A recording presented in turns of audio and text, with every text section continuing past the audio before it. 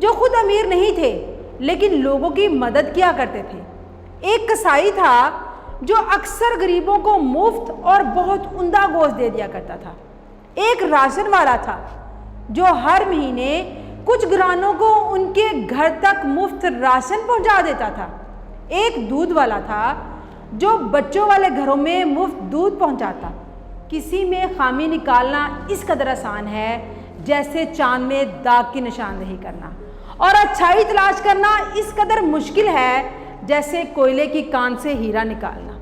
کبھی کسی کے بارے میں السلام علیکم، میں ہوں نیلم عامر اور نیلم عامر آفیشیل پہ ایک بار پھر خوش آمدید۔ ناظرین، کسی محلے میں ایک امیر آدمی نے نیا مکان بنایا اور وہاں آ کر رہنے لگا۔ یہ امیر آدمی کبھی کسی کی مدد نہیں کرتا تھا۔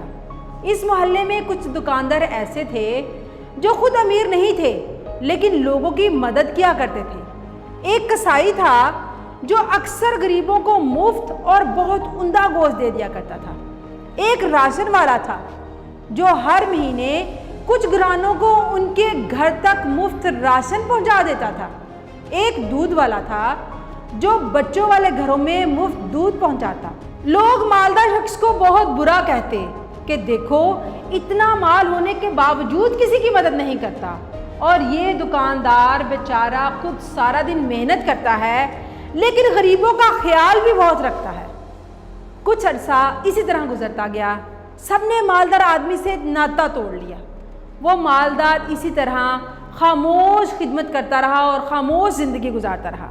ویڈیو میں آگے بڑھنے سے پہلے میری آپ سے ریکویسٹ ہے کہ اگر آپ میرے چینل پر نئے ہیں تو میرے چینل کو سبسکرائب کریں اور ساتھ موجود بیل آئیکن کو بھی پریس کریں تاکہ آپ کو ہر نئی ویڈیو کا نوٹیفیکیشن ملتا رہے، اور اگر آپ کو ویڈیو اچھی لگے تو تھمز اپ دیں اور دوسروں کے ساتھ شیئر کریں۔ جب اس مالدار کا انتقال ہوا تو محلے سے کوئی بھی اس کے جنازے میں شریک نہیں ہوا۔ مالدار کی موت کے اگلے روز ایک غریب نے گوشت والے سے مفت گوشت مانگا تو اس نے دینے سے صاف انکار کر دیا۔ دودھ والے نے مفت دودھ سے صاف انکار کر دیا۔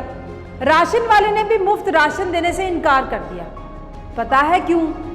ان سب کا ایک ہی جواب تھا، اب تمہیں یہاں سے کچھ بھی مفت نہیں مل سکتا، کیونکہ جو تمہارے پیسے ادا کیا کرتا تھا کل سے دنیا سے چلا گیا ہے۔ ناظرین، دنیا بڑی ہی عجیب جگہ ہے۔ یہاں بہت سے لوگ صرف دکھاوے کے لیے کام کرتے ہیں اور تعریفیں بٹورتے ہیں، جبکہ بہت سے لوگ صرف خاموش خدمت کرتے ہیں اور خاموشی سے گزر جاتے ہیں۔ ظاہر کو دیکھ کر فیصلہ مت کیا کریں، کیونکہ اکثر ظاہر اور باطن میں بہت فرق ہوتا ہے۔ بچپن میں میں نے ایک کہانی پڑھی جو کچھ اس طرح سے تھی کہ ایک شخص کی موت کوٹھے میں ہوئی، دوسرے کی مسجد میں۔ لوگ کوٹھے والے کو بہت برا کہہ رہے تھے جبکہ مسجد والے کی تعریفیں ہو رہی تھیں، جبکہ حقیقت میں کچھ ایسے تھا کہ پہلا کوٹھے میں اس لیے داخل ہوا کہ ان کو نصیحت کر سکے، اور دوسرا مسجد میں اس لیے داخل ہوا کہ جوتا چرا سکے۔ اس لیے نہ تو میں اور نہ ہی آپ یہ فیصلہ کر سکتے ہیں کہ کون جنتی ہے اور کون جہنمی۔ لوگوں کے بارے میں ان کے ظاہر کو دیکھ کر فیصلہ مت کیا کریں۔ کس کے نصیب میں کیا ہے یہ اللہ بہتر جانتا ہے۔ یہاں آپ کو اور مجھے فیصلہ کرنے کی قطعی کوئی ضرورت نہیں، کیونکہ ایسا کرنا بھی گناہ میں شامل ہے، کیونکہ اللہ کی حکمت ہماری سمجھ سے بالاتر ہے۔ ظاہر کو دیکھ کر باطن کا فیصلہ مت کریں۔